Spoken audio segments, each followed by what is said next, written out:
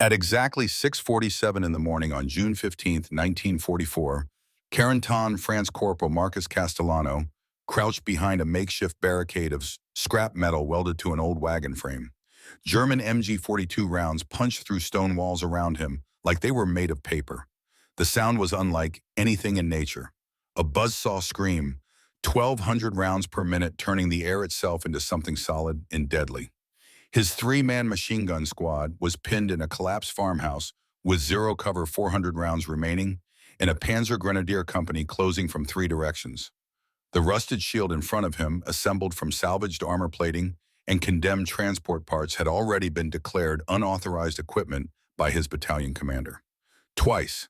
In the next 4 hours, it would save 17 American lives and force a complete rewrite of infantry doctrine regarding improvised field fortifications. But understanding how a junkyard kid from South Philadelphia created mobile armor that West Point engineers said was impossible requires going back.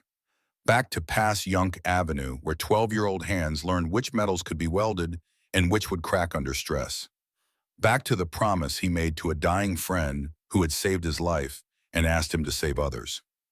Back to the night when Sergeant Hayes said, "Court-martials on me, not you," and Marcus Castellano decided that keeping men alive mattered more than following regulations written by people who had never been shot at. The story begins not in France, but in Philadelphia, in a junkyard that smelled like oil and rust and possibility. Marcus Castellano grew up where Pass Yunk Avenue met the salvage yards, and every wrecked Ford and Chevrolet came to die and be reborn as scrap metal.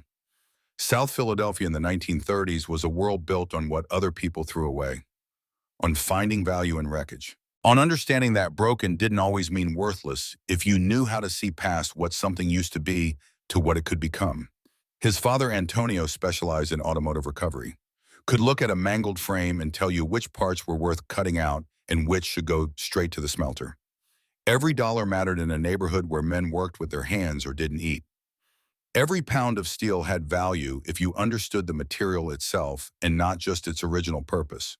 Mark started working the yard at 12, not because he was gifted with tools, because his father needed help and couldn't afford to hire anyone during Depression years when work was scarce and wages barely covered rent. 25 cents a day to clean tools, sweep floors, sort steel by grade and quality, learn the difference between what could be saved and what was truly lost. But he learned more than sorting. Watched his Uncle Sal teach him acetylene torch work, how to cut through quarter-inch steel plate without warping it from heat, how to identify structural weak points just by running your hand along the grain and feeling where forces had left their mark, which metals could be welded together and which would crack under thermal pressure the moment you applied flame. The junkyard became his real education. Better than school textbooks, more practical than anything taught in classrooms where teachers talked about theories but had never fixed anything broken. Every wrecked car was a lesson about the moment when physics won and steel lost, about forces and angles and the way materials failed under pressure they weren't designed to handle. Summer of 1938. Mark was 14, still more boy than man, but old enough to understand that knowledge mattered more than age when it came to understanding systems. A truck came in with the frame bent from collision. Owner wanted to know if it could be straightened or if he needed to buy new. The kind of question that costs money either way, but one answer cost considerably more than the other. Uncle Sal let Mark assess it, testing him, seeing if he'd learned to think or just to follow instructions like most people did their entire lives without ever understanding why. Mark ran his hands along the steel, felt the grain structure, saw how the metal had compressed on one side and stretched on the other during impact.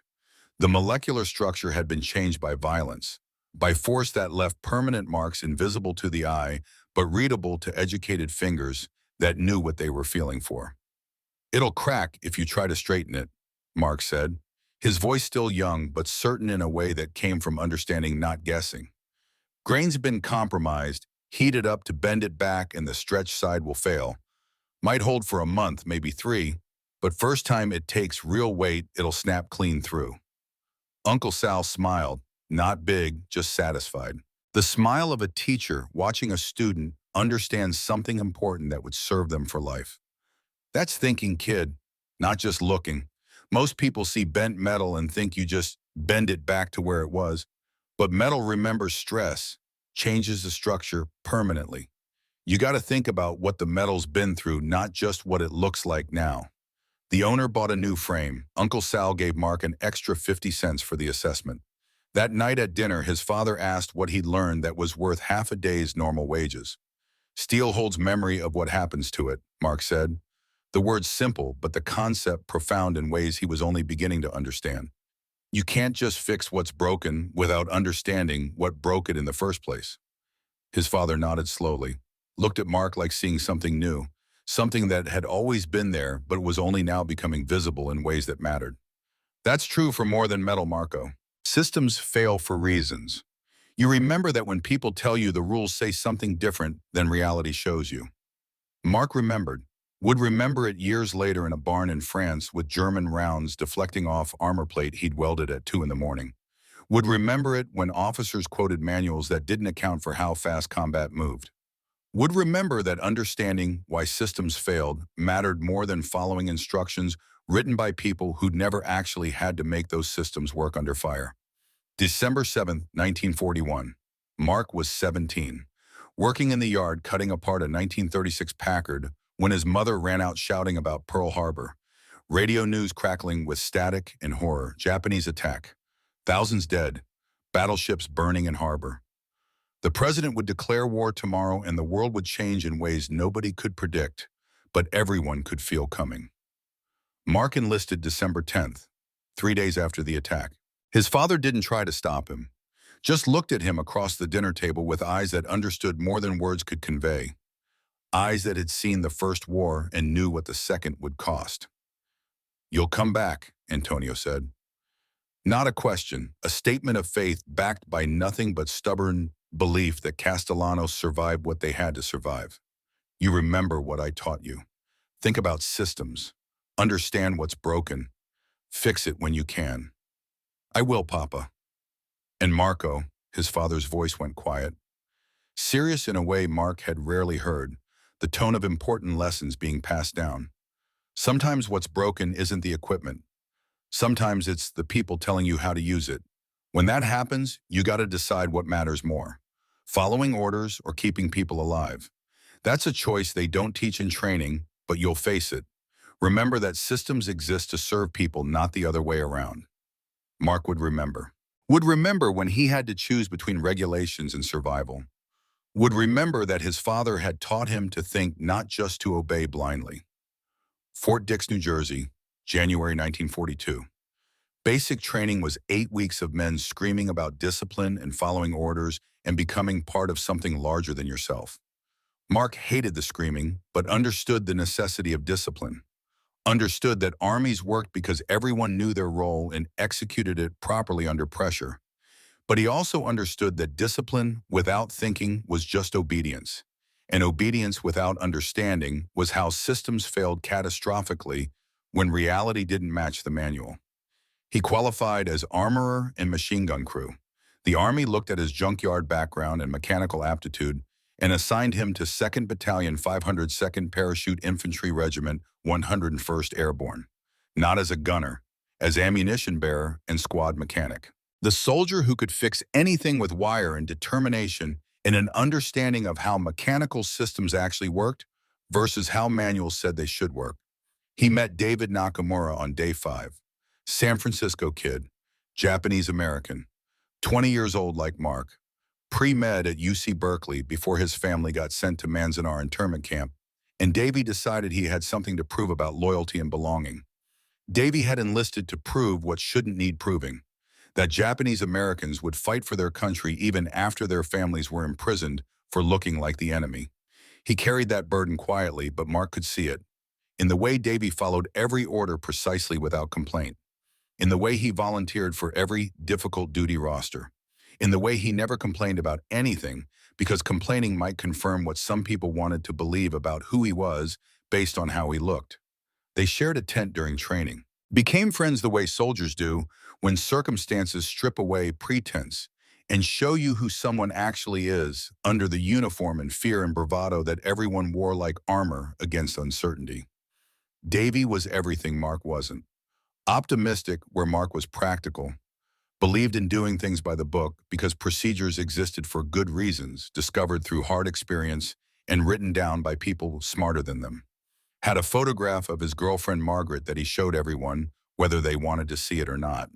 Talked about her constantly, about plans for after the war, about medical school and marriage, and building a life that mattered beyond just surviving.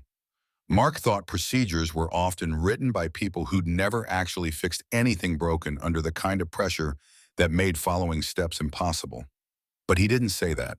Just listened when Davy talked and thought his own thoughts, and wondered if optimism was something you were born with or something the war would teach both of them to abandon. Late night in March 1942, both on fire watch, sitting outside barracks under stars that looked different here than they did in Philadelphia or San Francisco, but were the same stars regardless. The same ancient light reaching Earth from distances too vast to properly comprehend. Davy spoke quietly into darkness. "What you gonna do after the war?" Mark flicked ash from his cigarette. "Go back to the junkyard, cut metal, make money. Same as before, just older." Davy showed Margaret's photograph again. Fifth time that week, but Mark didn't mind. Finish pre-med, marry Margaret, open a practice, maybe partner with a guy who knows how to fix things besides people. Mark laughed despite himself. "You asking me to be your partner? Why not you fix machines, I'll fix bodies." Castellano and Nakamura Medical and Mechanical Services. Davy smiled wide, proud of the name he'd invented. "Has a nice ring to it, don't you think? That's the dumbest name I ever heard. But you're thinking about it." Mark was thinking about it.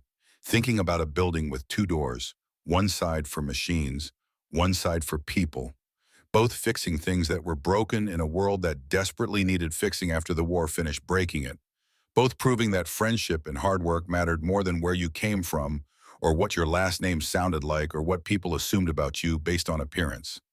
"Yeah," Mark admitted, "I'm thinking about it." They shook hands, made it official. Promise between friends. Something concrete to survive for. Something worth coming home to build together. September 1943. England. Training for invasion that everyone knew was coming, but nobody knew when. The M1919 Browning machine gun became Mark's responsibility, and his education in the fatal flaw embedded in American doctrine that nobody seemed willing to acknowledge. The weapon itself was magnificent. 41 pounds of steel and precision engineering. 55 pounds with tripod. 400 to 600 rounds per minute depending on how you fed it and how hot you let the barrel get. Effective range 1,500 yards if you knew what you were doing and had good position.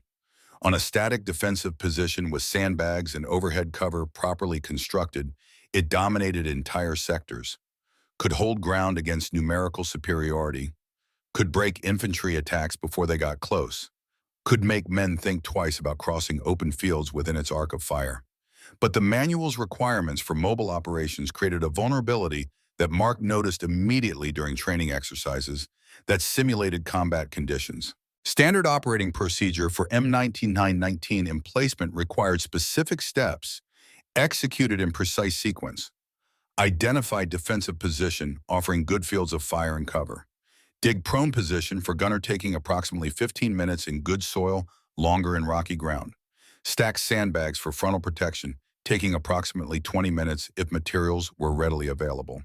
Create overhead cover taking approximately 25 minutes using timber or other materials. Establish fields of fire and sight lines. Ensure ammunition supply. Only then begin actual combat operations. Total time for proper emplacement, according to regulations, was approximately 60 minutes under ideal conditions. Mark watched training exercise with growing concern. Timed them with his watch, counting seconds while men dug and stacked and built according to the manual.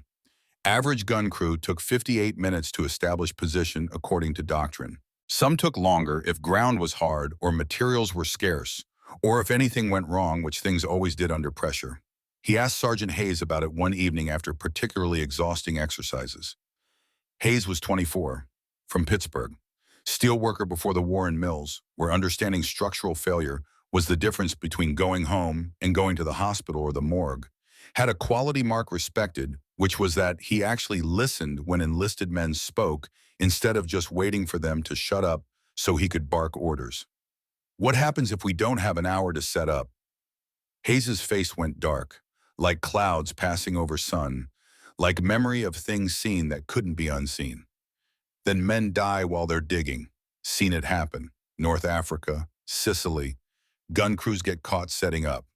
Mortars bracket them before they finish. Artillery finds them while they're still exposed. They die with shovels in their hands before the gun ever contributes anything to the fight. So why do we keep doing it this way? Because that's what the manual says. Training says this is how it's done. When we have time to do it right, it works, keeps us alive. But what about when we don't have time? Hayes looked at him for a long moment. Something in his eyes Mark couldn't quite read. Pain, maybe, or loss, or the terrible knowledge that sometimes doing everything exactly right still got you killed because the manual couldn't keep up with how fast combat moved. Then we do our best and hope we get lucky. Mark thought about that, about hope and luck versus engineering and preparation, about training that worked perfectly until reality moved faster than procedures could adapt, about the difference between what regulations required and what survival demanded, about how systems that looked perfect on paper could fail catastrophically when tested against conditions they weren't designed to handle. June 6, 1944. Mark jumped into Normandy at 1:14 in the morning with 90 pounds of gear and a disassembled Browning strapped across his back. Landed in a flooded field 3 miles from his designated drop zone. Spent 6 hours wading through chest-deep water trying to find his unit, while German machine guns chattered in darkness and flares lit up the sky like dying stars falling to earth, and men drowned in ditches because their equipment was too heavy to let them swim. What he found when he finally reached friendly lines was training that killed men as efficiently as enemy fire. June 8th, Sergeant Walter Hayes and his gunner, Private Johnny Kowalski, caught a mortar barrage while digging their position outside Sainte-Mère-Église. They'd been emplacing for 12 minutes following procedures exactly as trained. Had the hole started properly, sandbags half-stacked according to specifications, doing everything the manual required them to do. First mortar round landed 5 yards short. Warning shot, range finding, standard enemy procedure. They should have displaced immediately, but training said finish the position once you start. Make it proper. Complete the task. Second round landed 3 yards closer, bracketing them, walking the fire in precisely the way German mortars were trained to do. Third round hit direct. Hayes took shrapnel through both legs, severing arteries. Kowalski died instantly, hit in the head, while his hands were still gripping the shovel he'd been using to dig the position that was supposed to keep him alive. The gun never fired a single round, never contributed anything to the defense, just sat there perfect and useless while 2 men bled in the dirt around equipment that hadn't protected them because they'd never finished making it protective. Mark helped carry Hayes to the aid station. Hayes was conscious, in terrible pain but coherent enough to understand what had happened and why. His eyes found Mark's and held them with intensity born of shock and pain and understanding. "We followed procedure exactly," Hayes said through gritted teeth, blood soaking through field dressings faster than medics could replace them. "Did everything the manual said. Just ran out of time before they got our range. Training works perfect until it doesn't." Mark said nothing because what could he say? That the manual had a fatal flaw, that procedures killed men when reality moved faster than regulations could adapt. Hayes knew it. Everyone who'd seen combat knew it. But knowing something and being able to change it were entirely different things, separated by regulations and chain of command, and the enormous weight of institutional inertia that resisted change, even when change was obviously necessary for survival. May 28, 1944. The day everything changed for Mark. The day his debt was created. The day that would make June 11th unbearable because debts unpaid weigh heavier than anything. Afternoon patrol outside Carentan. Mark's squad providing security for a supply convoy moving through hedgerows that made every field a potential kill zone. Davy was on the M1919. Mark was ammunition bearer, walking slightly behind and to the left, maintaining proper interval. Standard formation, standard procedure. Everything by the book, the way Davy insisted it should be done. German 88mm artillery barrage started without warning, the way it always did. Random harassment fire. Shells landing in pattern across likely American positions. The kind of fire that killed more men than aimed shots ever did, because it was indiscriminate, inconstant, and wore you down until luck ran out. One shell landed 12 yards from Mark. Close enough he felt the concussion in his chest like being punched by an invisible fist. Close enough the blast wave picked him up and threw him sideways into a ditch like he weighed nothing. Close enough that shrapnel tore through the air seeking flesh with mechanical efficiency that didn't care about training or preparation or how careful you'd been. Some of it found Mark. Tore through his left arm, severing the brachial artery. Through his side, opening his ribs like someone had taken a can opener to his torso. Punctured lung, making every breath feel wrong, feel impossible. Feel like drowning on dry land while air that should fill you leaked out through holes that shouldn't exist. Mark tried to apply pressure to the arm wound with his right hand. Couldn't reach it properly. Couldn't make his fingers work right. Started crawling toward cover knowing he needed to get horizontal, needed to slow his heart, needed to stop the bleeding. But the world was turning gray at the edges. Consciousness slipping away like water through fingers you couldn't close anymore. Davy appeared like a miracle, running across open ground from the gun position 40 yards away. Not walking, not crouching, using available cover. Running upright through artillery fire and machine gun fire and every kind of death the battlefield offered. Running toward Mark without hesitation because that's what Davy did. Saved people. Fixed things that were broken. Made whole what violence had shattered. Slid into the crater next to Mark. Medical kit already open. Hands moving with precision he'd learned in pre-med classes at Berkeley. The precision that made him more than just another soldier carrying a rifle. Made him someone who understood human systems the way Mark understood mechanical ones. Tourniquet above the wound. Tight enough to stop arterial flow completely. Pressure dressing on the side wound packed with gauze. Occlusive seal for the punctured lung using the special bandage they'd been issued for exactly this kind of injury. Every movement deliberate. Professional. Fast, but not rushed because rushed got people killed, and Davy never rushed when lives depended on getting it right. Mark's vision was fading, black spots dancing across everything. "Davy, I can't breathe right." Davy's voice was calm. The voice doctors learn to use when patients are dying, but you need them calm so you can work without them panicking and making everything worse. Punctured lung. "I'm silling it now. You're not dying today, Mark. I didn't survive 6 months with you to watch you bleed out in a hedgerow in France. Stay with me." He worked 14 minutes while shells continued landing close enough to spray both of them with dirt, while machine gun fire cut through air above them, close enough to hear individual rounds passing. While the war tried its best to kill them both, and failed because Davy was better at saving lives than Germany was at taking them in that particular moment. Saved Mark's life.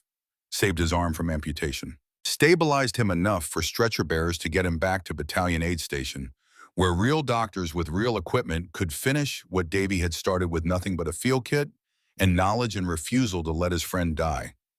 After, waiting for evacuation, Davy sat next to Mark's stretcher, face streaked with Mark's blood, hands still shaking slightly from adrenaline but eyes steady, always steady even when everything else was chaos. "You owe me your life now."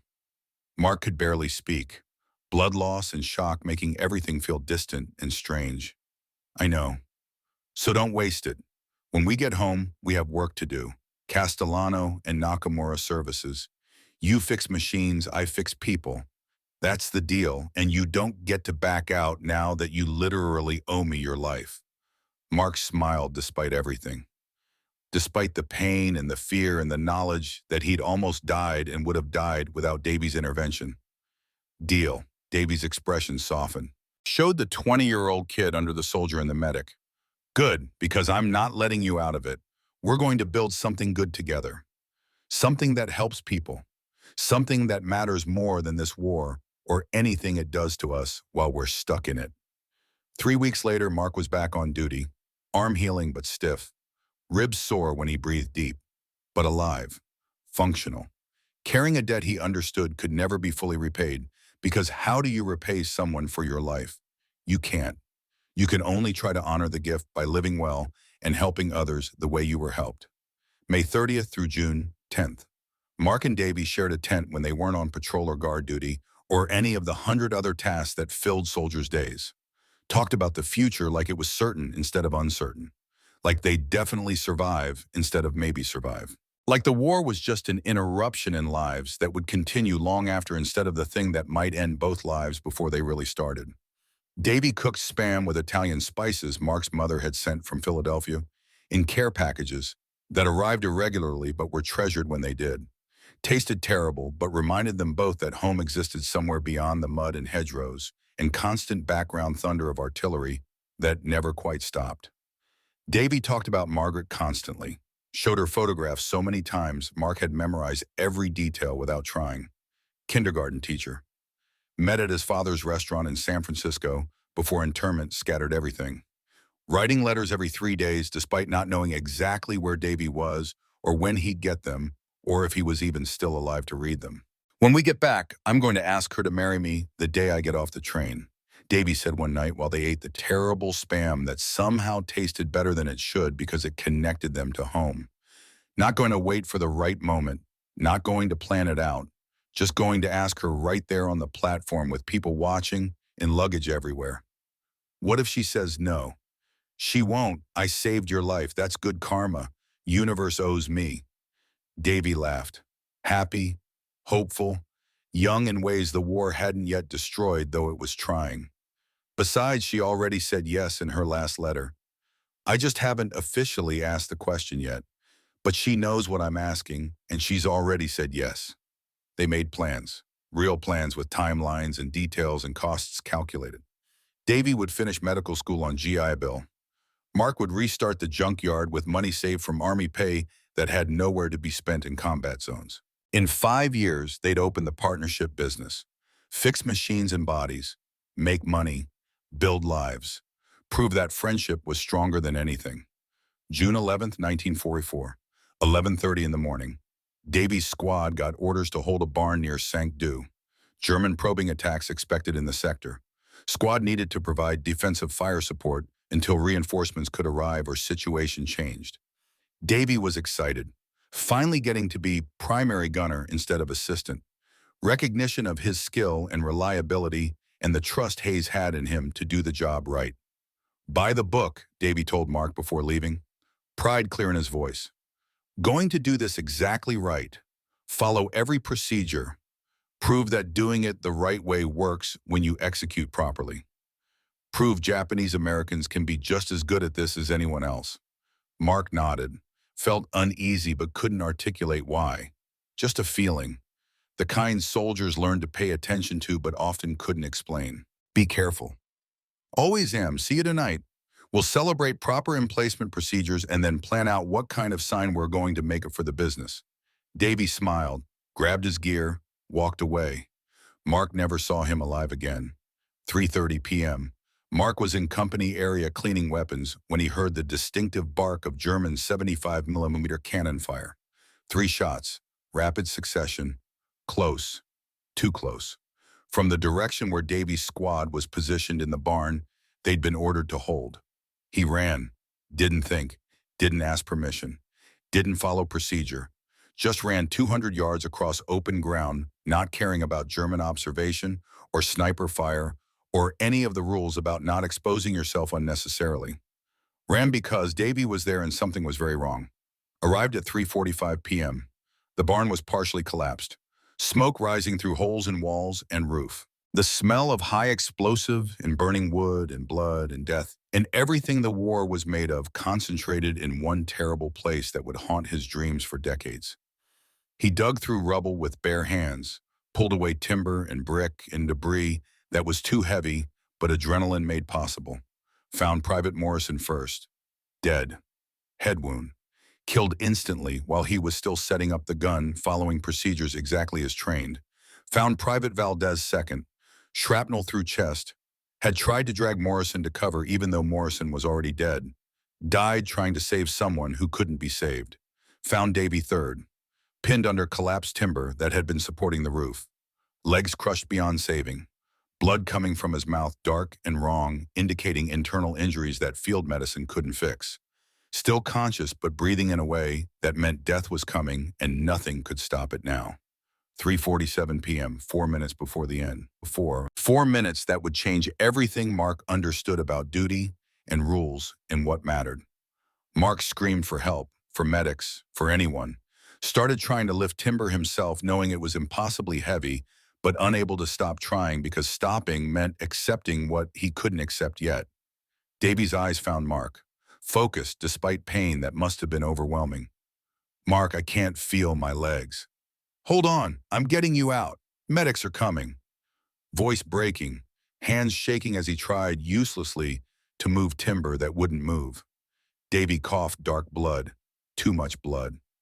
No time left. Listen to me. Don't talk. Save your energy. You're gonna be fine. Davy grabbed Mark's arm with surprising strength given his condition. Grip fierce and demanding. Listen, we did everything right. Followed every procedure exactly. Set up proper emplacement. Sandbags stacked perfect. Overhead cover constructed correctly. Fields of fire established properly. Everything exactly like the manual says to do it. Mark was crying openly now. I know, Davy, you did it perfect. The manual doesn't account for Panzer IVs with 75mm guns. Davy's voice was getting weaker with every word, each sentence costing him more than the last. Doesn't account for German tanks being able to see through barn walls with their scopes. Doesn't account for shells that punch through timber like it's not even there. Training assumes you'll have protection if you build it right, but sometimes you build it perfect and reality doesn't care.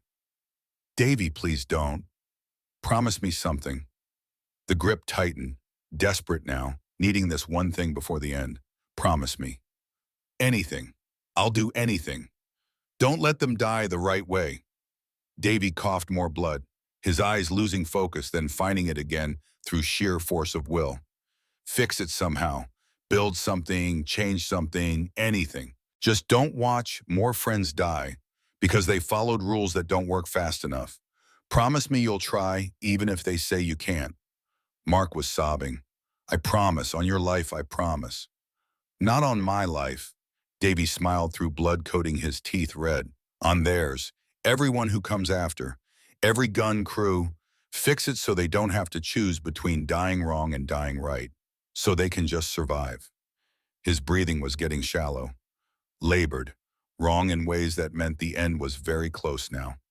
Tell Margaret I tried to do everything right. He held up the photograph. Blood covered it, obscured her face behind dark stains. Tell her I'm sorry I won't make it to that train platform. Tell her I was thinking about her at the end. Mark took the photograph carefully. I'll tell her. I promise I'll tell her. Castellano and Nakamura Services. Davy's voice was barely audible now. Build it anyway. In my name too. Fix machines. Fix the system. Fix what's broken so fewer people die from doing everything right.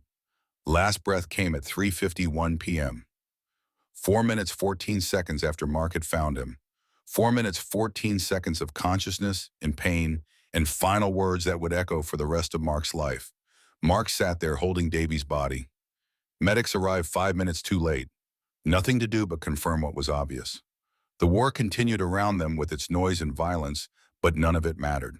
Nothing mattered except the weight in his arms and the promise in his ears and the blood on the photograph. Finally, Mark stood, looked at the barn where procedures had been followed perfectly and men had died anyway. Looked at the gun that never fired because they'd never finished setting it up the right way. Looked at his hands still covered in his best friend's blood. Something inside him crystallized, hard and sharp and unforgiving. Davy had saved his life May 28th. Davy died June 11th because the manual couldn't keep up with how war actually moved. Never again. Never again would Mark watch friends die because training assumed they'd have time they never actually had. That night, Mark sat alone in his tent, Davy's bunk empty, Margaret's photograph on the crate between them still covered in blood that was already drying to brown. Davy's blood, the blood of someone who died doing everything exactly right. He thought about past Yunk Avenue, about Uncle Sal teaching him that stress changed metal permanently, about his father saying sometimes the problem wasn't the equipment, but the people telling you how to use it, about systems that existed to serve people, not the other way around. Thought about Davy saying don't let them die the right way. Thought about procedures requiring an hour when combat gave you minutes or seconds. And he thought about armor plating rusting in fields. about wagon frames abandoned on farms, about mobility versus static positions, about building something that would protect men fast enough to matter even if regulations said it was unauthorized. 2 days later, Sergeant Hayes would ask him if he still thought they could rig shields for machine guns, and Mark would say yes, because Davy had asked him to fix it, because he owed Davy his life. Because watching friends die, following procedures that didn't work fast enough, was worse than breaking every regulation ever written by people who'd never had to die following their own rules. The work mattered more than regulations. Lives mattered more than procedure. Davy had understood that in his final moments. Now Mark understood it too. In 2 days, everything would change. A junkyard kid from Philadelphia would build something at 2 in the morning that doctrine said was impossible. And 17 men would live through the next day because someone decided that keeping friends alive mattered more than following rules written by people who'd never been shot at. June 12, 1944, 2 in the afternoon. Mark requested a meeting with Lieutenant William Cross, platoon leader, Virginia Military Institute graduate, 25 years old but carrying himself like someone decades older. Command did that to men, made them serious in ways youth wasn't supposed to be serious, made them old before their time. Mark stood at attention outside the command tent, waited to be called in, rehearsed in his mind what he was going to say. How to convince an officer that the manual had a fatal flaw without sounding like he was questioning the entire system. It was a narrow path to walk, the kind where one wrong word meant trouble. Enter, Cross called from inside. Mark stepped through the tent flap, saluted properly, waited at attention. Cross looked up from paperwork, maps and reports, and all the administrative burden of keeping men alive while accomplishing missions. At ease, Corporal. What can I do for you? Sir, I think I have a solution for the emplacement problem. Cross set down his pen, gave Mark his full attention in the way good officers did when enlisted men spoke up. I'm listening. The M918 takes an hour to set up according to regulations. By the time we're properly dug in, the tactical situation has often changed or we've already taken casualties. What if we built mobile shields armor plating mounted on wheels? Gun crew could position in under a minute instead of 60. Cross stared at him, expression unreadable. Processing. You want to build what exactly mobile shields, sir? Similar to what artillery crews use but scaled for infantry. Mount salvaged armor on wagon wheels. Push them into position. Set up the gun behind protection instantly. No digging required. Using what materials? Salvage, sir. Destroyed vehicles everywhere. Burned out tanks. Wrecked half-tracks. Armor plating just sitting there. Wagon frames from abandoned farms. Enough materials scattered across Normandy to equip every gun in the battalion if we wanted to. Cross's expression hardened, the look of an officer who saw exactly where this was going and didn't like the destination. Improvised equipment requires engineering approval, Corporal. You'd need to submit proper specifications through channels. Wait for Ordnance Command review. Testing protocols. That's months of process minimum. Men are dying now, sir. Yesterday, today, tomorrow. We don't have months to wait for committees. Men die in war. Cross's voice went cold. Official. The voice of regulations speaking through him. That's not an excuse to abandon procedures that exist for good reasons. The emplacement protocols are proven. They work when executed properly, according to training. They work when we have time to execute them, sir. But in mobile combat operations, we rarely have that time. We're caught between what training says to do and what combat allows us to do, and men are dying in that gap. Dismissed, Corporal. Just like that. Conversation over. Door closed. Mark saluted and left. Angry but not surprised. He'd known what the answer would be before he asked the question, but he'd needed to try proper channels first. Needed to be able to say he'd followed procedure before he did what he was probably going to do, regardless of what any officer said. Outside the tent, he stood in afternoon sun and thought about Davy, about promises made to dying friends who'd asked him to fix broken systems, about whether following proper channels mattered when the channels led nowhere, and men kept dying while paperwork made its slow way through bureaucracy that measured time in months, while soldiers measured it in heartbeats. June 13th, 1944, 10 at night. Mark's and his squad bivouacked in a partially destroyed barn near Carentan. Rest of the company had pushed forward to the next objective, leaving them behind. 3 men and a machine gun holding a position that doctrine said required a full platoon. But that was how it went sometimes in fluid combat.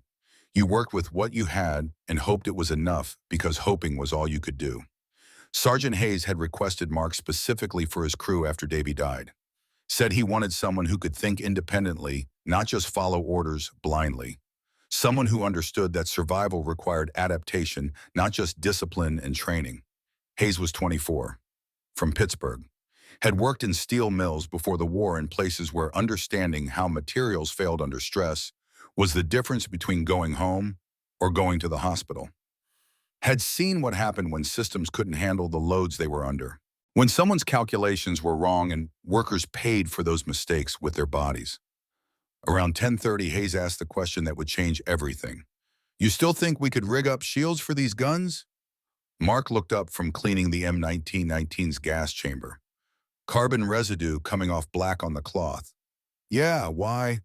"Because I'm tired of watching good men die while they dig holes that take too long." Hayes spat tobacco juice into the dirt, brown and thick. Cross said no, said it needs official approval. I was there when he said it. Hayes stood, walked to the barn entrance, looked out at darkness where German lines waited somewhere beyond vision. They probed every night, testing for weakness, sometimes finding it. If they hit us hard before the company gets back tomorrow, we're dead. Manual says dig in properly, but this floor is limestone under 6 inches of dirt. Take us 3 hours minimum to dig positions deep enough to matter, maybe 4. So what do we do? Mark thought about Davy asking him to fix it, about his father saying sometimes the problem was the people, not the equipment, about steel holding memory of what broke it.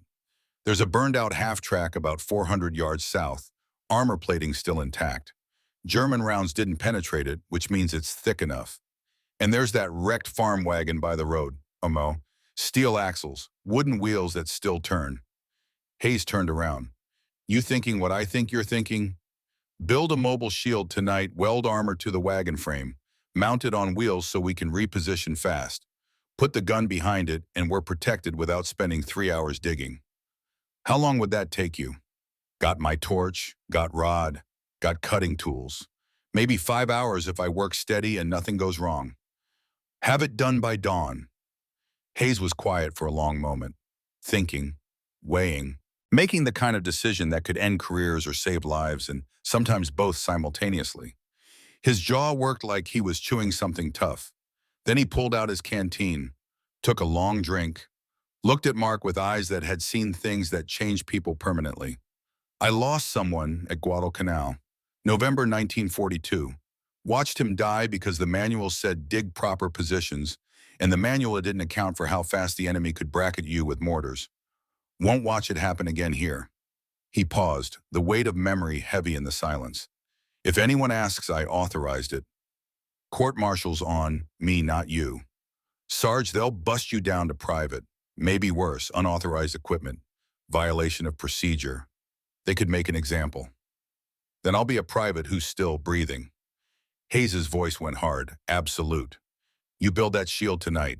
And if someone wants to court-martial me for keeping my men alive, they can get in line behind everyone else who thinks regulations matter more than survival. He met Mark's eyes. Do it. Mark nodded, started gathering materials. Torch, welding rod, cutting tools, wire brush, everything he'd need to build something that shouldn't exist according to regulations but had to exist according to reality and the promises he'd made. 11 p.m. Mark worked alone in the barn by light of a single kerosene lantern that threw jumping shadows across stone walls. The half-track's frontal armor was 3/4-inch steel angled at 30 degrees. German engineering, designed to deflect small arms fire and machine gun rounds through geometry and material strength. Solid, proven in combat, now being repurposed for American needs. He cut 3 plates with the acetylene torch, each about 30 inches wide and 40 inches tall, big enough to protect a man crouching behind them. The torch hissed blue-white in darkness, sparks cascading across the barn floor like miniature stars falling to earth and dying against stone. The smell of hot metal and burning paint and possibility filled the space. The farm wagon was old, pre-war construction, built for hauling hay and equipment across fields that were peaceful before armies came and turned France into a battlefield. Wooden wheels with steel rims worn smooth from years of use. Steel rod axles that still spun freely despite rust. Solid construction.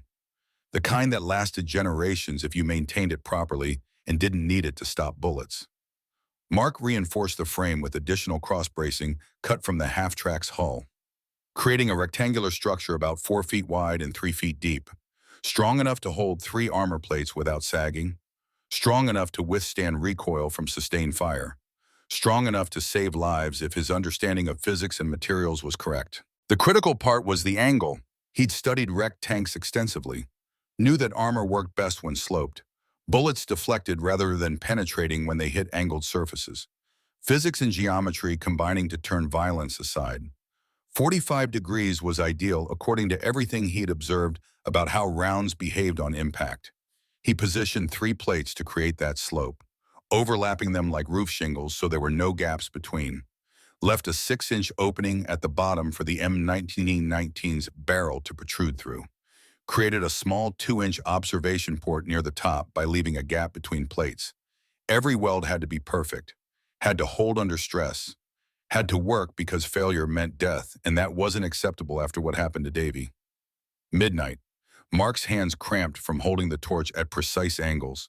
His eyes watered even through welding goggles designed to protect them. The June humidity of Normandy mixed with heat radiating from the torch and hot metal until sweat soaked through his uniform completely and dripped onto the barn floor where it sizzled against stone, still warm from the day's sun. But he kept working, kept welding. Each bead of molten steel flowing hot and bright was a promise being kept. Was Davy's voice saying fix it? Was the difference between following regulations and keeping people alive? He thought about Davy while he worked.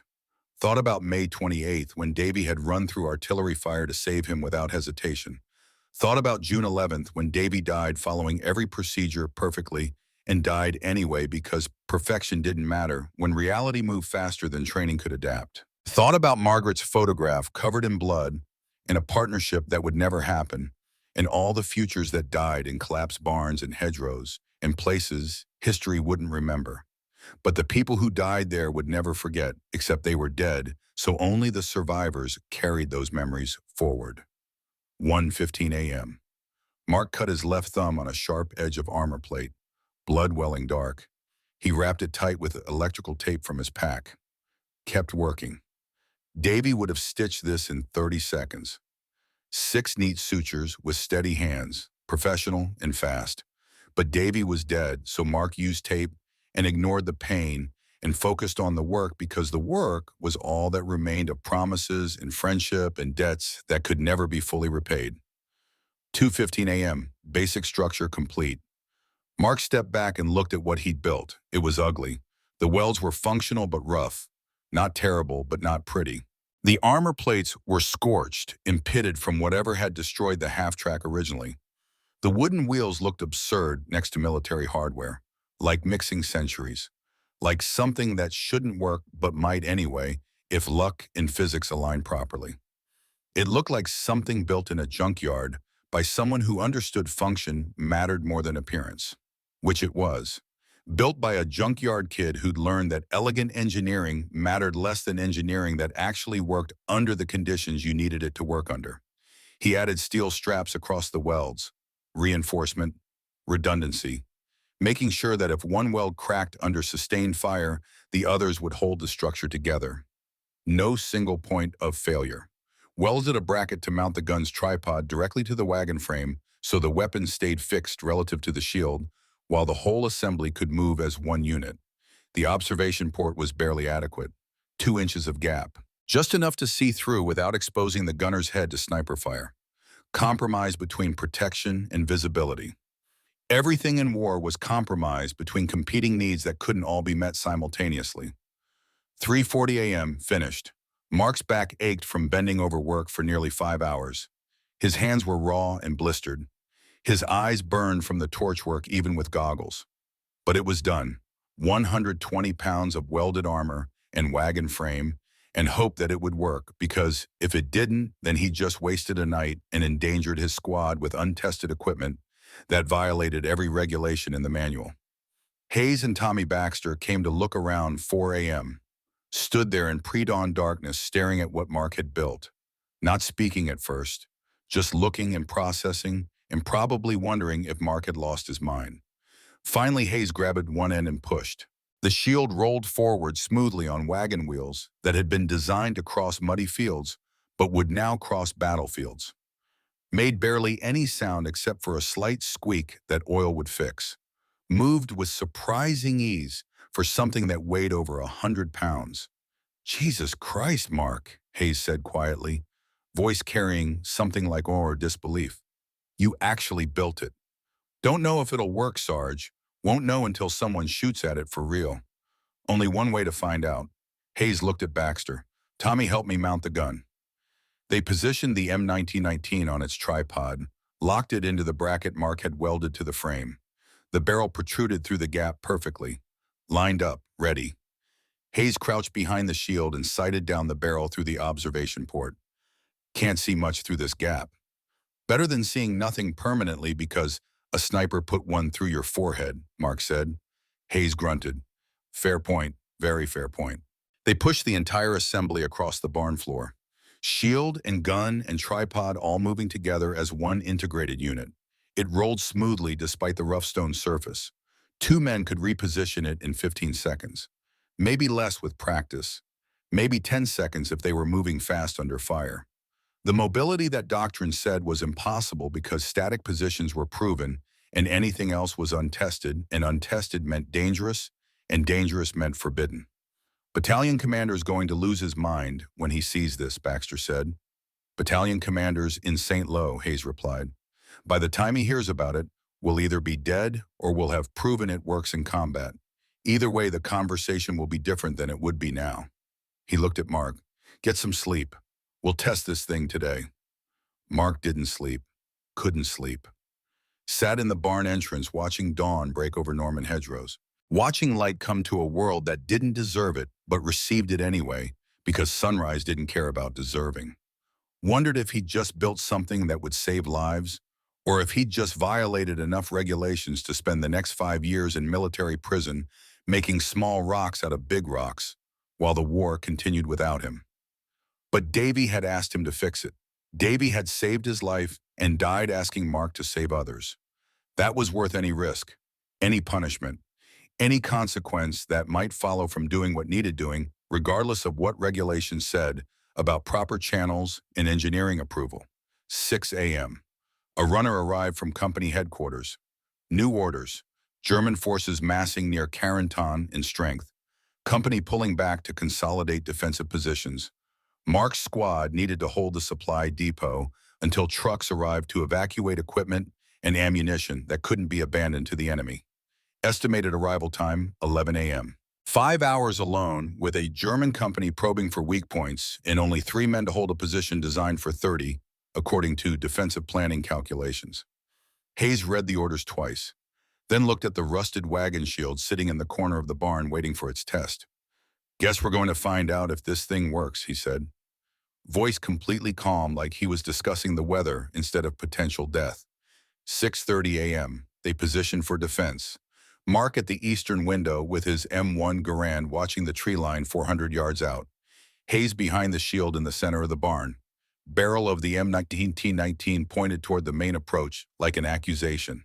Baxter at the western window covering the flank. 3 men and an illegal weapon against whatever Germany decided to send. They had 3,000 rounds for the Browning divided into 12 belts. Enough for sustained fire if they were careful with ammunition discipline. Medical supplies, water, rations, and 1 shield built from junkyard scrap that might deflect bullets or might fail catastrophically at the worst possible moment. 6:47 a.m. Mark saw movement through the trees, field gray uniforms moving in staggered formation. Professional spacing, experienced infantry. He counted 8 men initially, then more appeared, maybe 10 total. Advanced scouts probing the position before committing main force. "Contact east," Mark called, voice steady despite adrenaline. "Squad strength patrol. Looks experienced. Hayes was behind the shield, hands on the gun, ready. Let them get closer.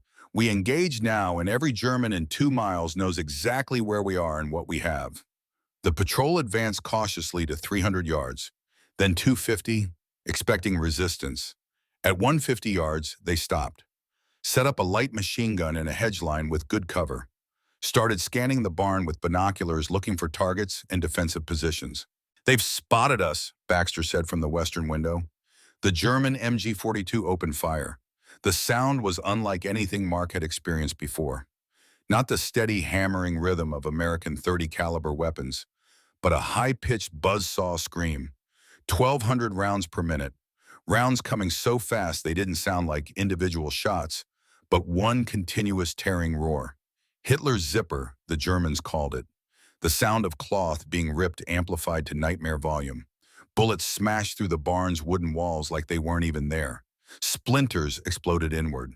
Stone fragments flew from the walls where rounds impacted and ricocheted. Mark pressed himself flat against the floor, felt rounds pass inches overhead, close enough to hear them cutting air, close enough that the displacement of their passage touched his face like invisible fingers reaching for him. Hayes didn't move. He stayed crouched behind the shield, completely protected, watching through the observation port. German rounds hit the angled armor plates and whined away into the air, deflected by angle and material strength. The wagon shield didn't even shake, just stood there absorbing violence and geometry and turning kinetic energy aside according to physics that didn't care about regulations or approval processes. "Baxter, load belt!" Hayes shouted over the noise. Baxter crawled across the floor on his belly, fed a 250-round belt into the M1919's receiver, hands steady despite the fire. Good soldier, reliable under pressure. Hayes charged the weapon, bolt slamming home, sighted through the narrow gap, returned fire. The Browning's distinctive rhythm echoed through the barn, slower than the MG-42 but heavier, more deliberate, each round pushed by more powder, hitting harder, going farther, different philosophy of automatic weapons fire. Hayes fired in controlled bursts, 5-round sequences, discipline, walking his fire across the German position. Tracers arced out bright orange in morning light, every 5th round burning bright, beautiful and terrible simultaneously. The MG-42 went silent abruptly. "Gunners hit," Mark called. He'd seen the German machine gunner jerk backward through his rifle scope. Watched the assistant gunner scramble to take over the weapon. Watched fear replace confidence in their movements. Hayes kept firing, sustained controlled bursts. The patrol scattered, pulling back toward the tree line, running now instead of advancing. 2 men didn't make it, caught in the open by Hayes's fire. They fell and didn't move, just lay there becoming part of the landscape the way dead men always did. The entire engagement lasted 90 seconds, then silence except for ringing ears and the smell of cordite and hot metal and brass casings rolling across the stone floor. Mark looked at Hayes, who was calmly feeding a new belt into the gun. Methodical, professional, like he'd just completed a training exercise instead of a real firefight. "It works," Hayes said, voice completely matter-of-fact. "Mark, it works. Gun crew completely protected, rounds deflected, no penetrations. It actually works." But that was just the probe, the test, the enemy checking to see what they faced and how hard this position would be to take. The real attack was coming, and they all knew it. 7:15 a.m., the Germans came with real force this time, 2 full platoons, maybe 60 men total, supported by 3 MG-42 teams and a mortar section. Professional combined arms attack, coordinated, the kind that broke defensive positions and killed defenders through superior firepower in numbers and tactical discipline. Mark watched them assemble in the tree line with growing dread, saw an officer organizing with hand signals, saw men checking weapons and preparing equipment. These weren't conscripts or militia. This was experienced infantry that had been fighting for years across Europe and North Africa. They knew what they were doing. "They're going to hit us with everything," Mark said. Hayes nodded, calm, accepting. "Baxter, count ammunition. 12 belts total, 3,000 rounds. Make every burst count. No wasted fire, short controlled bursts only." The mortars opened up first, high explosive rounds dropping from sky in arcing trajectories, designed to suppress defenders before infantry advanced. Standard combined arms tactics, proven effective across decades of warfare. First round hit 30 yards short, showered the barn with dirt and stones. Range finding, walking rounds in. Second mortar hit the roof directly, collapsed part of the hayloft. Timber crashing down, dust filling the air, making it hard to breathe. The entire structure shook. Third round punched through the western wall and exploded inside. The concussion wave lifted Mark off his feet and slammed him against the stone foundation hard enough to drive air from his lungs. Ears ringing so loud he couldn't hear his own thoughts. Vision blurred. World spinning. Baxter screamed. Mark couldn't hear it, but saw his mouth open wide. Saw him grab his shoulder. Shrapnel had caught him. Not life-threatening, but painful. Blood spreading dark across his uniform. Then the infantry came in two waves. Fire and maneuver. One group shooting while the other advanced using terrain. Standard German infantry tactics perfected through years of combat experience across multiple theaters. The MG-42 teams put down suppressive fire. That terrible buzzsaw sound times 3. Overlapping fields of fire, trying to keep American heads down, while riflemen closed distance for final assault. Hayes opened fire at 250 yards. The Browning hammered. Tracers reached out like red fingers pointing at death. Found targets. German soldiers fell, but others kept coming. Good troops, experienced enough to take casualties and maintain cohesion and continue advancing because they understood that sometimes you had to accept losses to achieve objectives. Second team flanking east, Mark shouted. Saw another platoon trying to hit them from the side. The barn was being attacked from two directions simultaneously. Classic German tactics, pin and flank, overwhelmed through multiple axes of attack in superior numbers. I got east side, Mark yelled. Moved to the window, started firing his Garand. 8-round clips, reload. 8 more rounds, repeat. A German soldier appeared 20 yards out running toward the barn. Mark fired twice. The man went down hard, but there were too many. They were going to overrun the position through sheer numbers. Going to get inside. Going to win because 3 men couldn't hold against 60 no matter how good they were or how much they wanted to survive. Hayes traversed the gun left suddenly, engaged the flanking force. And here's where the shield proved its worth in ways Mark hadn't fully anticipated during the build. The shield moved with him. Hayes had figured out how to shift the entire assembly by pushing with his legs while keeping both hands on the gun and triggers. The wagon wheels pivoted smoothly on their axles.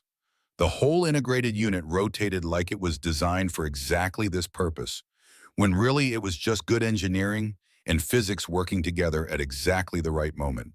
The surprise was total, complete, devastating. The Germans expected the machine gun to be static, fixed in place like every other American defensive position they'd encountered across months of fighting in Normandy. Training said American machine guns didn't move once in place. Intelligence reports confirmed this pattern. You planned attacks based on static defensive positions because that's what Americans did according to every tactical analysis. But the gun moved, swung 90 degrees to face them while they were still advancing in the open.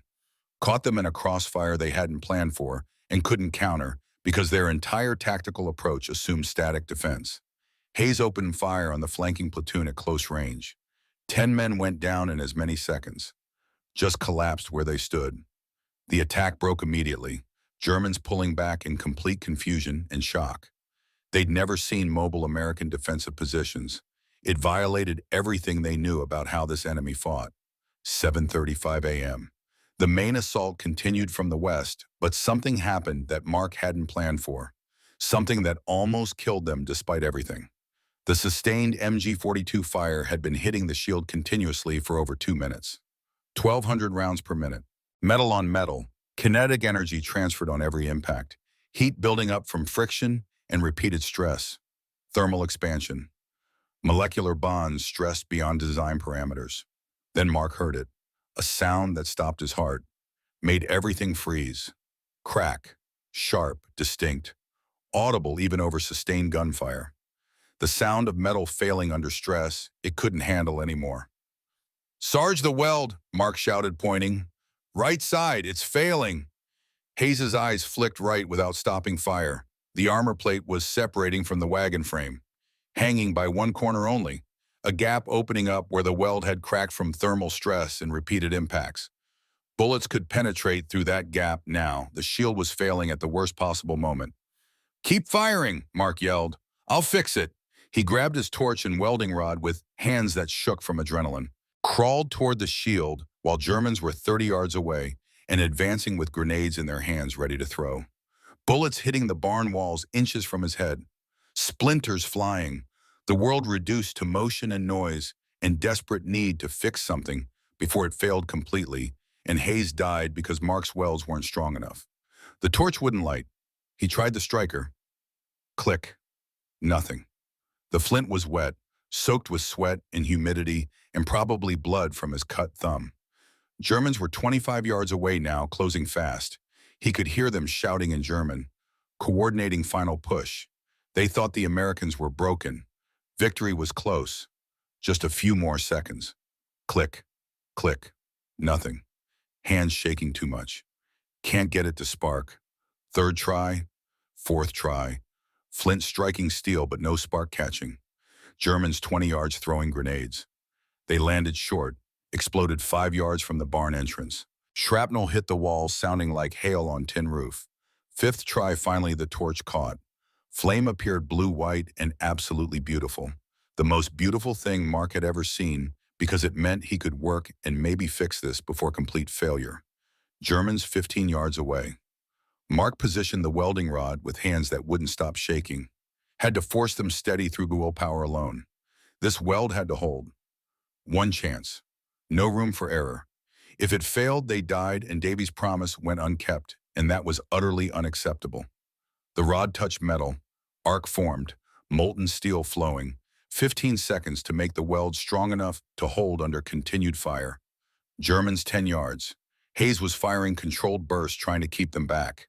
But they were committed now, all or nothing. They'd lose half their force, but they'd take this position, and that was acceptable to whoever was making tactical decisions. 20 seconds. The weld was holding, sparks flying. Mark's hands cramped from tension. 25 seconds. Almost done. Just needed to cool slightly. Just a few more seconds. Germans 5 yards from the entrance. Hayes swung the gun hard right toward the new threat. The newly welded plate held, stayed attached to frame. The shield moved as one integrated piece exactly as designed. Hayes fired point blank at near contact range. 8 Germans caught in the open at less than 10 yards. They went down like someone had cut their strings. Just collapsed. The attack broke completely. Survivors pulled back in total disarray, leaving bodies scattered across the approach. Mark collapsed behind the shield, hands bleeding from the torch work, entire body shaking from adrenaline dump and fear and relief that the weld had held at literally the last possible second. Hayes looked at him. "That was too goddamn close, Mark." "Yeah," Mark's voice barely worked. "But it held. Davy, it held." Hayes understood, nodded slowly. "He'd be proud of you. Prouder than you know." The Germans tried twice more before 11 a.m., both times same result. The shield protected the gun crew. The mobility allowed Hayes to engage multiple targets without repositioning the entire emplacement. By the time the supply trucks finally arrived, Hayes had 15 confirmed kills, and the barn looked like artillery had hit it, which basically it had. The shield had 3 new dents where German rounds had impacted directly at close range. Deep dents. But none had penetrated. The emergency weld Mark made at 7:35 had held perfectly under sustained fire.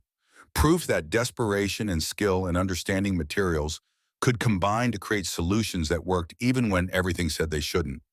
Captain Morrison arrived with the trucks around 11:15, walked into the barn, saw the rusted wagon shield, saw the dead Germans scattered in the field outside, saw Hayes and Mark and Baxter covered in carbon residue and blood and limestone dust and cordite and everything combat covered men with. "What in God's name is that thing?" Morrison asked, pointing at the shield. "Improvised field fortification, sir," Hayes said. Voice level. "Corporal Castellano built it 2 nights ago." Morrison walked around it slowly, examining the welds, the armor plates, the wagon wheels, the mounting bracket, making decisions that would determine whether they got medals or a courts-martial or something in between.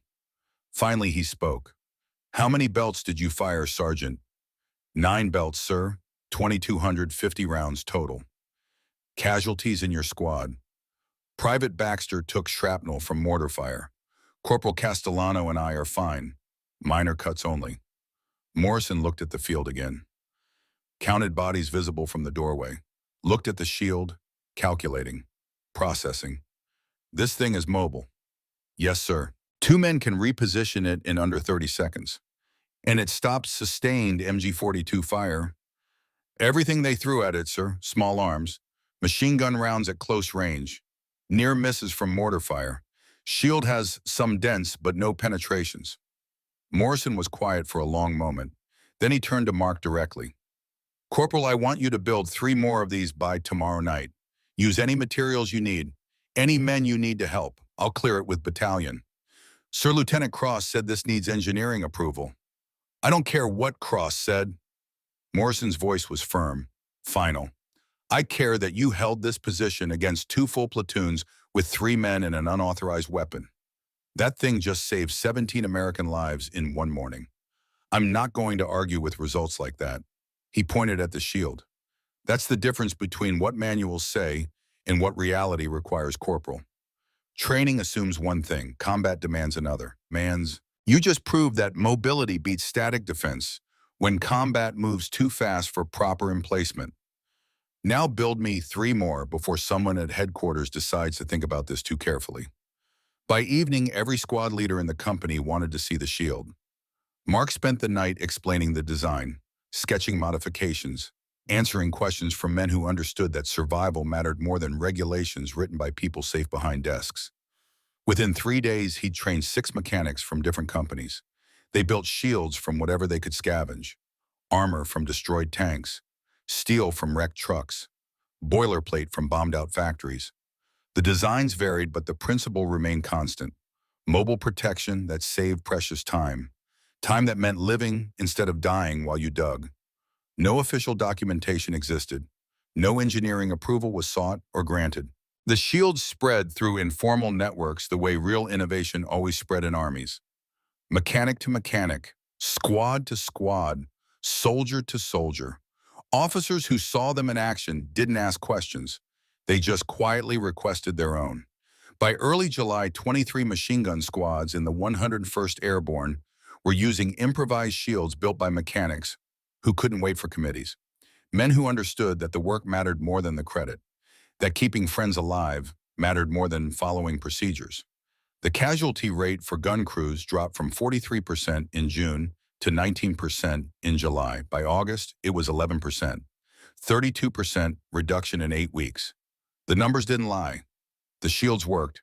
Men lived who would have died following proper emplacement procedures that took time they didn't have. And somewhere in the chaos of Normandy hedgerows, a promise made to a dying friend was being kept one welded shield at a time. July 18th, 1944, near St. Lo, Hauptmann Klaus Bergmann commanded a Panzer Grenadier Company that had fought from the Eastern Front through Kursk to Normandy. He knew American tactics the way a craftsman knows his tools, knew them well enough to predict them, to counter them, to exploit their weaknesses more often than not. American machine gun positions followed predictable patterns. Established defensive emplacements with overhead cover and frontal sandbag protection, fired from static locations that rarely changed once set.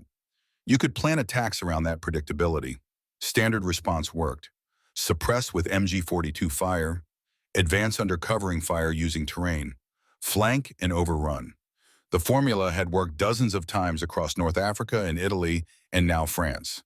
This time was different in ways that made no tactical sense. Bergmann's company attacked an American position using standard approach doctrine. His troops advanced properly. The American machine gun engaged from one position as expected. His men continued advancing, using cover and coordinated fire. Everything according to plan. Then the American guns suddenly appeared firing from a completely different angle 30 meters away. Not repositioned during lull in fighting. Not moved between engagements. But actively firing from one location, then immediately firing from another. Creating interlocking fields of fire that shouldn't be possible from crew-served weapons that required extensive time to reposition according to every intelligence assessment they had. His platoon was caught in unexpected crossfire, 15 casualties before they could pull back. The attack failed completely. When his troops withdrew, Bergman studied the American position through binoculars from safe distance, saw something unusual. What looked like a wheeled shield protecting the gun crew. The Americans were somehow making their defensive positions mobile, moving entire emplacements like artillery pieces. The rules had changed and nobody had informed him. He filed a detailed report to Division Intelligence. Americans employing mobile defensive fortifications. Gun crews no longer static as previously assessed. Machine gun positions demonstrate ability to relocate during active combat engagement. Recommend immediate tactical adjustment to account for this capability. Similar observations came from other sectors over following weeks. American machine gun doctrine appeared to have changed fundamentally, but nobody at headquarters could determine when, or how, or through what authorization. Examination of captured positions found improvised shields built from salvaged materials. No two designs identical, no standard pattern, no official American technical manual describing the equipment or procedures. German tactical guidance was quietly updated in August. American machine gun positions may demonstrate unexpected mobility. Do not assume fixed defensive positions according to previous intelligence assessments. Advance with extreme caution. Request artillery support before engaging suspected machine gun emplacements. The psychological impact rippled through German infantry units. Soldiers already exhausted after months of brutal hedgerow fighting became even more hesitant facing American machine guns. Weapons that had once been relatively straightforward to flank or suppress now moved unpredictably. Training no longer matched battlefield reality. Uncertainty replaced the confidence that came from understanding your enemy's patterns. August 1944. The shields continued spreading through informal channels that bypassed every official process. Mark trained mechanics who trained other mechanics. Each built their own variation using whatever materials they could scavenge. Some used tank armor, others used truck steel, a few even used boilerplate from destroyed factories. The designs varied, but underlying physics remained constant. Angled armor on mobile platforms that let gun crews position in seconds instead of the hour that procedures required. Nobody kept official records. Nobody submitted paperwork. The innovation spread the way real battlefield adaptations always spread. Soldier to soldier, problem to solution, need to fulfillment. Officers who saw the shields in action made pragmatic decisions. They either quietly approved them or strategically looked the other way because dead men couldn't accomplish missions and living men with unauthorized equipment could. The statistics told a story that couldn't be argued with. June casualty rate for machine gun crews had been 43%, men dying faster than they could be replaced. By July, that rate dropped to 19%. By August, just 11%. 32% reduction in 8 weeks. The numbers were undeniable. Whatever was happening was keeping men alive in measurable quantities.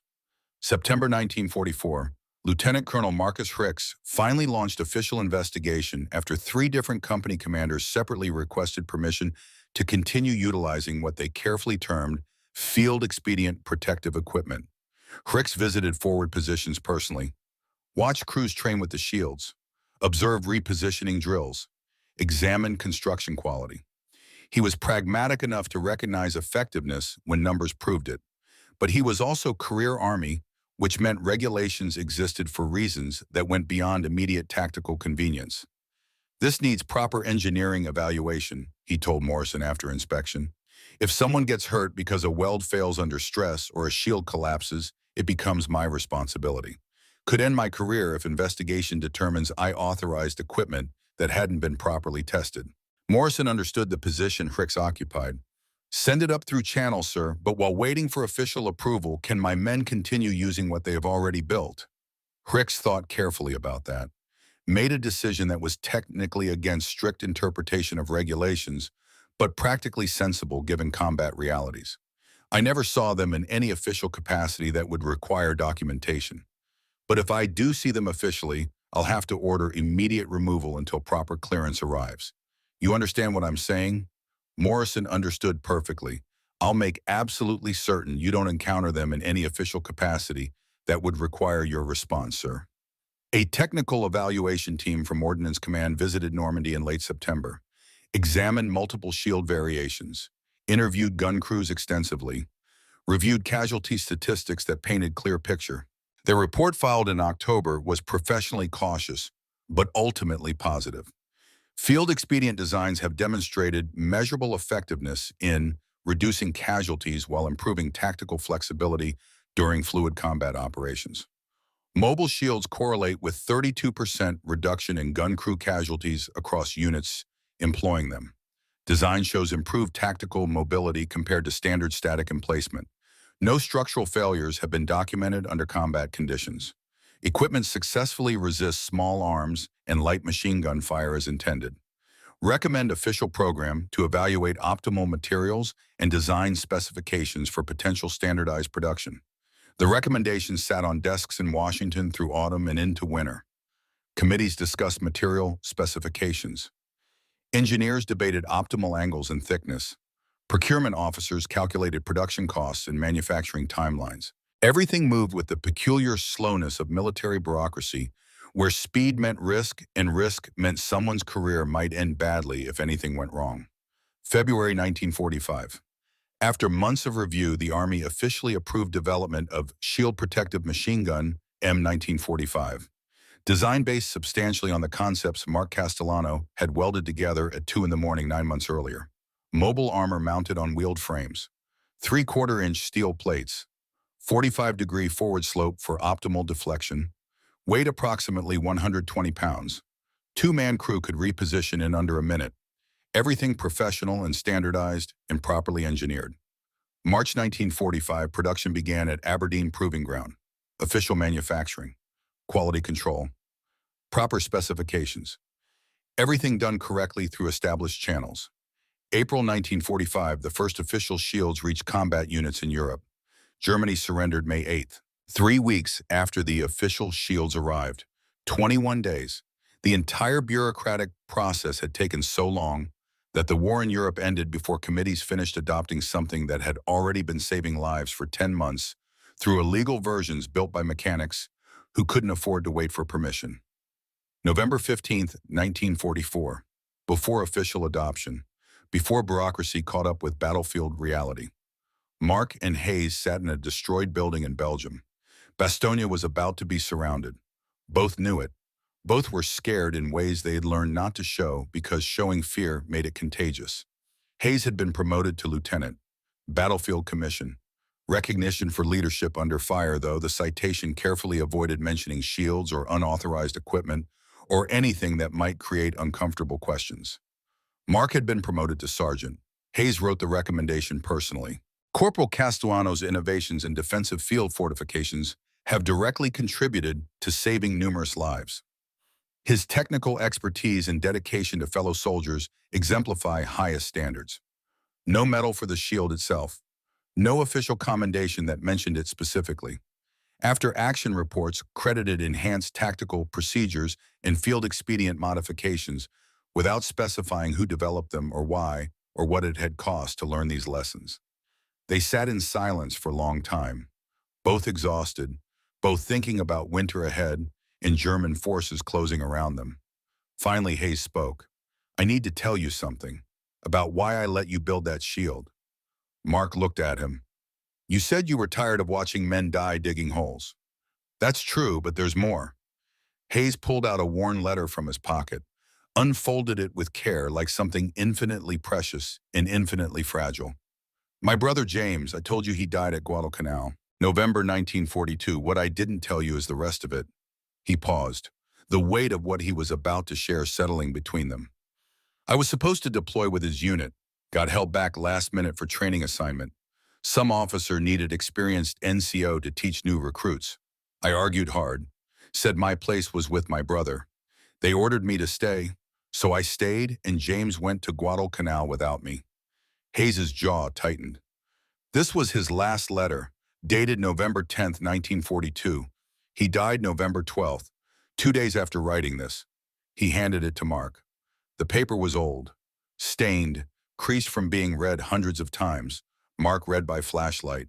"Bobby, We got orders to establish defensive positions on Hill 172, standard procedure, dig in proper, create overhead cover, establish interlocking fields of fire, everything by the book. Took my platoon 45 minutes to get properly in place the way training taught us. The Japanese mortared us during setup. They watched us dig, waited until we were completely exposed. Then they bracketed us perfectly. Lost 8 men, 8 good men who died with shovels in their hands because regulations required us to dig holes that took too long to finish before the enemy found our range. I keep thinking there has to be a better way. Some method to protect men without making them spend an hour digging while someone watches and calculates trajectories. But I'm a lieutenant. I follow orders. I don't question established doctrine. Maybe that's my mistake. Maybe following orders when the orders themselves are wrong makes me part of the problem instead of part of the solution. Tell Mom I love her more than I can express. Tell Dad I'm trying to make him proud every single day. Tell yourself that if I don't make it home, it won't be because I didn't follow procedure perfectly. It'll be because procedure was wrong and I followed it anyway because that's what we're trained to do. Your brother, James. Mark handed the letter back carefully, his throat tight, unable to speak for a moment. Hayes folded it with practiced care, returned it to pocket over his heart. He died exactly the way he said he would, following doctrine, doing everything right, dying because procedures couldn't keep up with how fast combat moved. When you came to me with your idea about building shields, I saw James in that moment. Saw another soldier who understood the system was broken, but you were willing to actually do something about it. You could have been court-martialed. I know, but watching more men die exactly like James did, that was worse than any court-martial. You gave me a chance to fix what killed my brother, to save lives that doctrine couldn't save because doctrine assumed conditions that didn't match reality. How could I possibly say no to that? Mark thought about Davy, about promises made to dying friends who asked you to fix broken systems, about brothers biological and chosen. Davy asked me not to let men die the right way.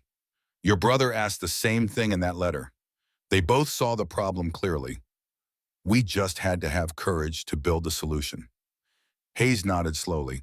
600 men went home to their families because we built something at 2 in the morning that every regulation said was unauthorized. Because we decided keeping people alive mattered more than following rules written by people who never had to die following those rules themselves. They sat in silence after that. The war continued outside with its noise and violence. But in that moment, they both understood something profound about how real change happens. Not through committees, but through soldiers who see problems and have courage to build solutions, even when regulations say they shouldn't. October 1945, Mark was discharged.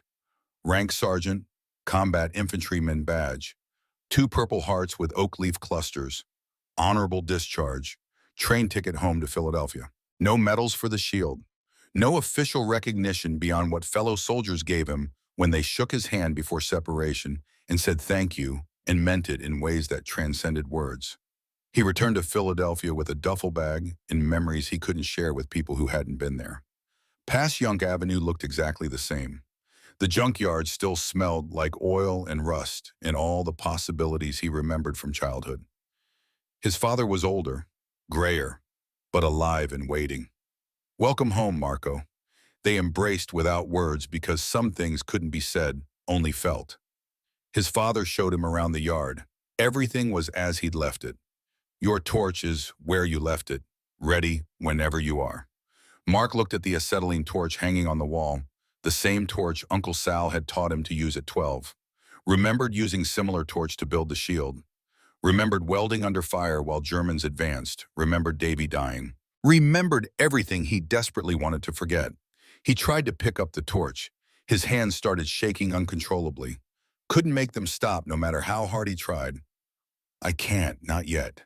His father understood immediately. He'd served in the First War, knew what came home with soldiers that nobody could see.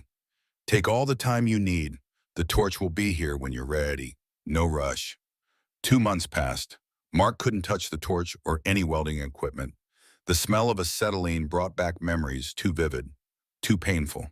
Davy dying, the barn collapsing, German soldiers 20 yards away, everything compressed into sensory triggers that made his hands shake and his breath come short.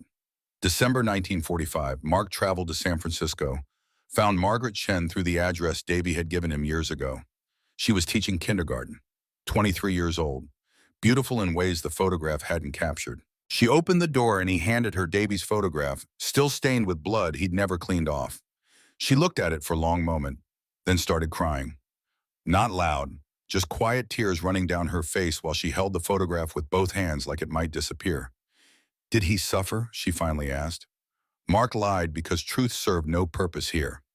No, it was very fast. He didn't feel pain. Did he talk about me? Constantly. He said he was going to ask you to marry him the day he got off the train. Said he was sorry he wouldn't make it to the platform to ask you properly. Margaret cried harder. Thank you for bringing this, for being with him at the end. He wrote about you in his letters. His friend who understood how systems worked. He said you saved his life once. He saved mine first. He asked me to save others. I tried. I built something that helped. But it didn't save him. He would have been proud anyway. Davy believed in doing the right thing even when it was hard. You honored him by trying. She tried to give the photograph back. Mark refused. You keep it. You knew him as the person he was before war changed him. I knew him as a soldier. We both get to keep our memories of who he was. Mark kept Davy's photograph for 42 years anyway. Kept it in his wallet. Looked at it sometimes when he needed to remember why the work had mattered. May 1947, 2 years after coming home. A customer brought in a Ford with rough idle. Mark finally picked up the acetylene torch. Hands shook, but he forced them steady through sheer willpower.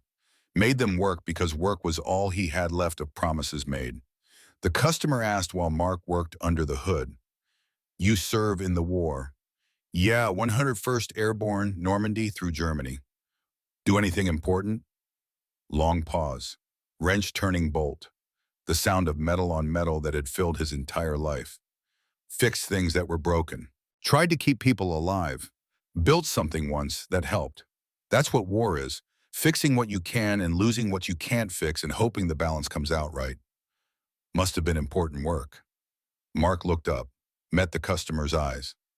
The men who lived because of it are the only judges who matter. They don't know my name. That's exactly how it should be. November 1947, Mark married Maria Rossini, South Philly girl who worked at her family's bakery on 9th Street. They'd known each other before the war, but reconnected at a church social where he was quiet and she was patient. She understood he'd changed in ways he couldn't explain. Understood the nightmares that woke him at 3 a.m. Understood when he needed to go to the junkyard to work because staying still felt impossible. She never pushed him to talk. Just sat with him when he needed company. Left him alone when he needed silence. They bought a house on Tasker Street, had 3 children over the years. Built a life that was quiet and steady and nothing like the war. June 15, 1956, 12 years after the barn. The phone rang at exactly 7 p.m. like it did every year on this date. Mark knew who it was before picking up. Bobby.